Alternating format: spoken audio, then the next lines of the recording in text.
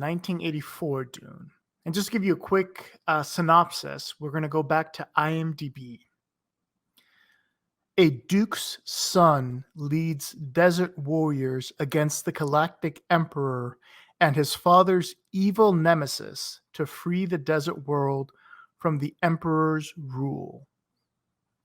It's probably one of the most generic story synopses I've ever read. It doesn't tell you much at all. It doesn't mention anything about the spice or the fact that it's based on a book. Um, Excuse me. So, reading that, I don't know how excited anyone would be to watch it, but it's such a famous or infamous movie. I had to check it out. And like I said, I've never read the book. I've always heard things about it. I like David Lynch. I've seen like 3 or 4 of his films. I genuinely enjoyed Eraserhead, though there are some scenes in that I'm just like, ugh. Mulholland Drive, Twin Peaks. So I'm a David Lynch fan. And I saw actually the only Dune related thing I've ever seen. It was Jabadowski's, or I forgot the director's name, Jabadowski's Dune, which was a documentary that came out in, I think, 2013. Because he was set, or I think the idea was for him to direct Dune. And I saw that, a friend of mine showed me that, and that was, that got me excited about Lynch's film, just because of what this guy's idea was. And then David Lynch was the one who ended up getting the film itself. So I wanted to see it, and I've heard just most people just do not like this film. Having said that, most user reviews seem to love it. Like most people gave it like a 4 out of 5 or something like that. So it's like, I was very confused. I guess maybe the hate came when it originally released back in '84. But it seems recently it does have a really strong cult following. And I want to give everyone full transparency. I did not like the film. I think the biggest problem it has, because I don't think it's necessarily a bad film. I think it's a rushed film, but not just a rushed film, a film that you would probably need 15 hours to properly tell the story. So it would have to be some kind of mini series or something like that. Like there's no way you could do this in, what was it, 2.5 hours or maybe 3 hours that the film was. And I think Lynch's original cut was like close to 6 hours or something. It was something crazy like that. And I know they chopped it up and they tried to like work with what they had there. But I think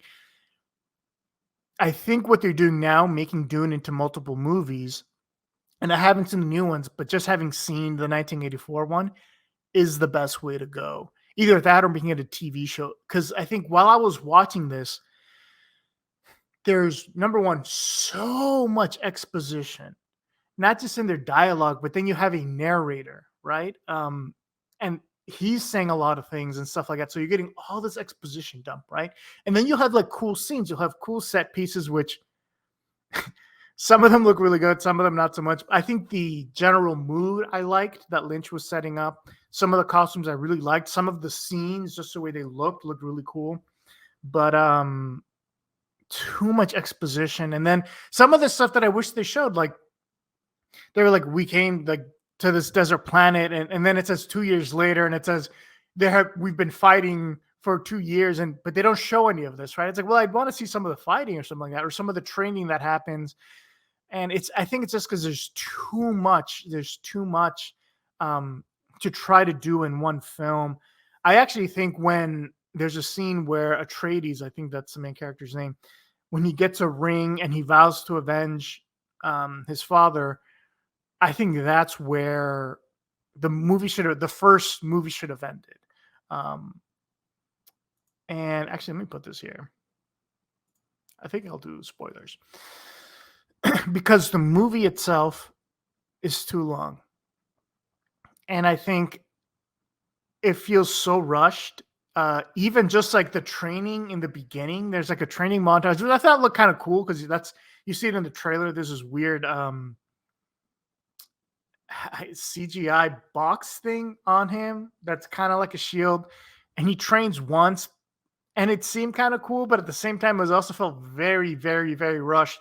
And it's like right after that, the Atreides character, the main guy, he pretty much gets sent off, and they're doing all these tests, and they're testing him, and it just felt, I don't know, I felt like they didn't have enough time to go through it, and because of that, I wasn't able to actually get into it, because I felt like they were just trying to get to the next thing, quick, quick, quick, quick, and so I was like, I don't know, this, as someone who I was interested. I don't know anything about the lore or I imagine if you know about the lore, you'd be even more frustrated, right? Because I think it'd be better just to pick two or three things here and really flesh those out than try to like shotgun it and just give you detail, detail, detail, detail, and then boom. It's just, I don't know. I was not a fan. I did not enjoy it that much. Well, and what really frustrated me was that there's a ton of potential there. That's what really frustrated me. It's like that there's, because I wouldn't say it's like terrible film. It's not. I think I wouldn't say the end product is competently edited, but I would say that there are scenes and there are certain pieces of dialogue and there are certain situations that I think are really, really well done, which shows you if they could just have tightened that script, or if they had more time to like flesh these things out, or give these characters time to breathe, you'd have a really, really, really good gem of a movie. So I did not enjoy it. I am looking forward to the remake, seeing how that compares to it. But I did want to go over some reviews that I found here. And both the reviews, luckily, because sometimes it's really hard to find reviews from older movies, just because you either have to go to like some kind of newspaper archive, or if they were online at one point, those links are dead. That's happened to me a lot with old movies. So let me share this one. Both reviews are from 1984, which is pretty cool.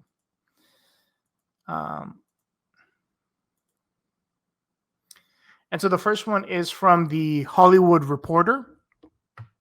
It's by Kirk Ellis. Dune THR's 1984 review.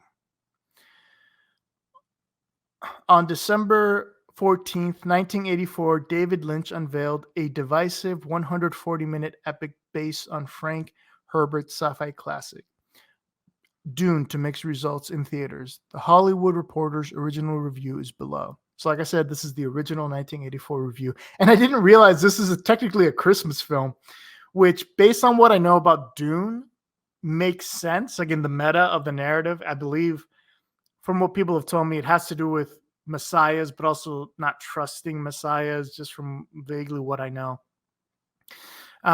So that's kind of, it's nice that if that was intentional, I think that's a nice touch.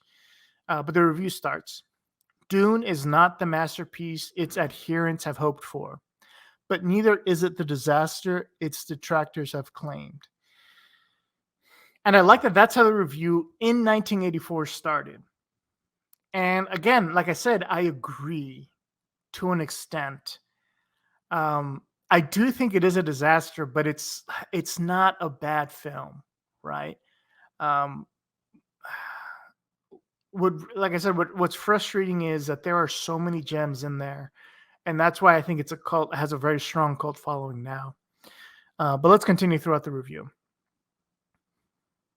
For all its cumbersome scope, the film remains an intensely personal epic. Lynch's uncommon emphasis on characters rather than effects, lending his exposition a rather remarkable lucidity. There are notable lapses. Lynch directs his all-star cast into rather too many portentous whispers that overstate the story's mythological attributes, and his handling of the big action sequences is altogether too lackadaisical. A flaccid score by Toto doesn't help. But there is a daringly abstract quality to much of Lynch's imagery and his preoccupation with textures. You don't just watch this film. You can practically feel it. And I agree. I wasn't a huge fan of the soundtrack, but I was, for the most part, a fan of the costume design, of the scene design, the set design. For the most part, it looked really well. So when you see the Emperor's throne room, I was a little confused because it was oddly spacious, but you still had like these massive seats and stuff like that. And then when you see leader of the Merchants Republic, or I forget what it was. The guy, the brain thing, that's done so well. And then when you see one of the other noble houses, which is that fat dude who's a duke or whatever, and he's flying around, just so grotesque, so just like so debaucherous as well. And the way he looks is like you can taste it. Oh, that is done really, really well in the film. At least for those small set pieces. When you get into the bigger special effects, not so much. But at least with the people to people stuff, I think that is done really well. So I definitely agree with that. Further contributing to the production's otherworldly aura are some expansive sets from 2001 art director Anthony Masters and the flavorful costumes of Bob Ringwood. Master monster maker Carlo Rambaldi's ubiquitous sandworms have all the ominous presence of giant fire hoses, and the optical effects are too hurried looking at times. But Alan Splett's multi-layered sound helps give resonant voice to the mournful grandeur of this overblown but fine-grained Dune. Yes and no.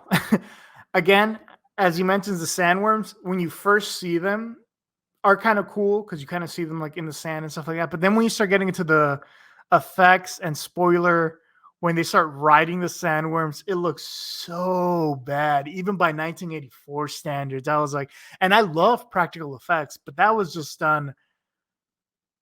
I don't know, like that really, really took me out of it just because some of the other pieces and set design looks so good that really stood out. And it's just like, I don't know, that was too much. And even just the way he, like, I didn't understand how quickly there were so many things just because there wasn't enough time. Atreides and his mother end up training like the tribes in the deserts of Dune into his skill, which is, if they're able to do that, why didn't they do that to the royal guard? Because like most of their guard gets like slaughtered at one point, and I was like, why didn't they train them? Why are they training these desert people? And I'm sure there's an explanation in the book. And then even just them taming the sandworms was just like, what? Now he can just do it? Like the way they set it up, you think it's going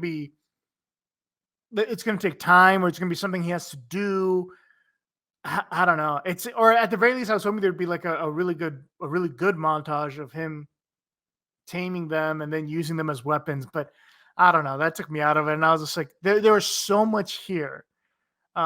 Even him training, like them training the people in the deserts of Dune, would have been a movie in and of itself. Like the first half is them about to get to Dune. I think you could do that as its own movie. Then on Dune, training, doing all that stuff, and the third one would be um, retaking their bases from I believe, the Duke who took them over. But yeah, this was, I guess, a relatively positive review.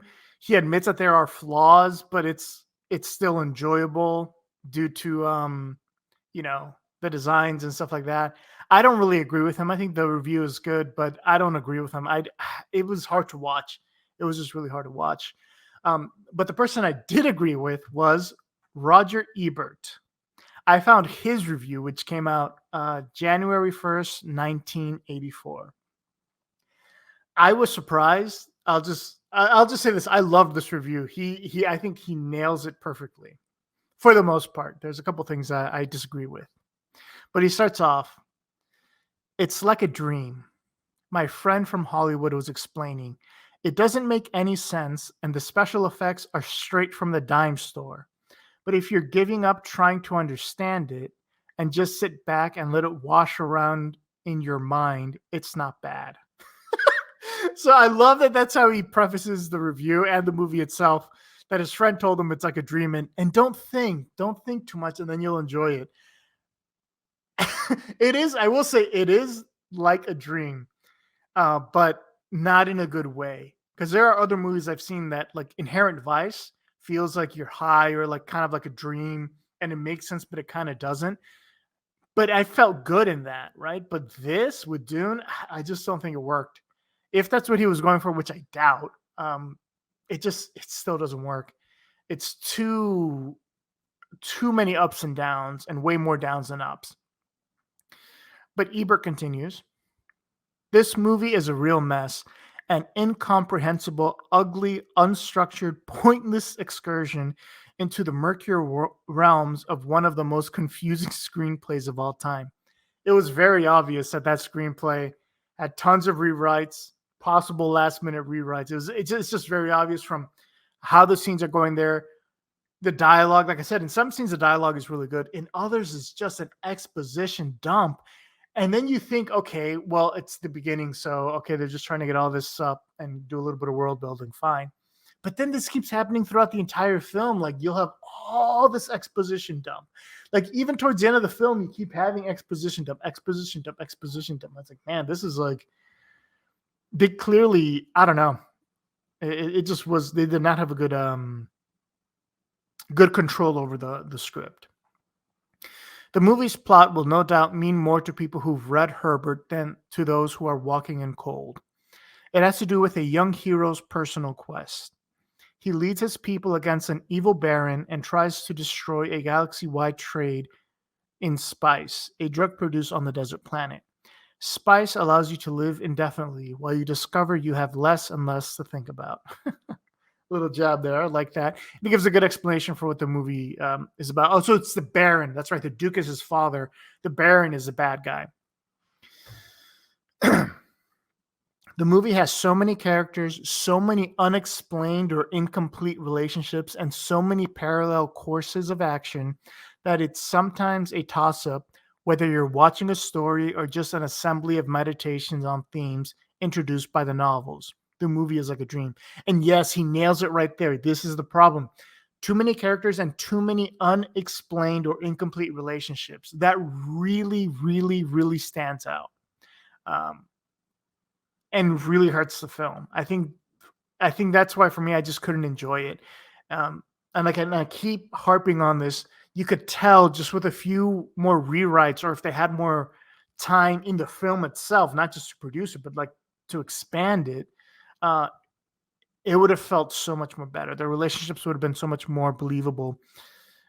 Even the interactions with him and his mom, and then him in the training, like when he has to put his hand in the box, it seems so sudden. I got what they were going for, but it seemed way too sudden. Even the relationship with his dad, they were starting to build stuff there, but it too quick. That needed to be built up way more. Like I said, if they would have ended it when he seeks revenge, that he wants to go seek revenge, I think that would have been a really good place to end the film there. And you have 2.5 hours to just explore all that and lay the groundwork there. Ebert ends by saying, occasionally a striking image will swim into view, the alien brain floating in brine, for example, or our first glimpse of the giant sandworms plying through the desert. If the first look is striking, however, the movie's special effects don't stand up to scrutiny. And that's pretty much it right there. It's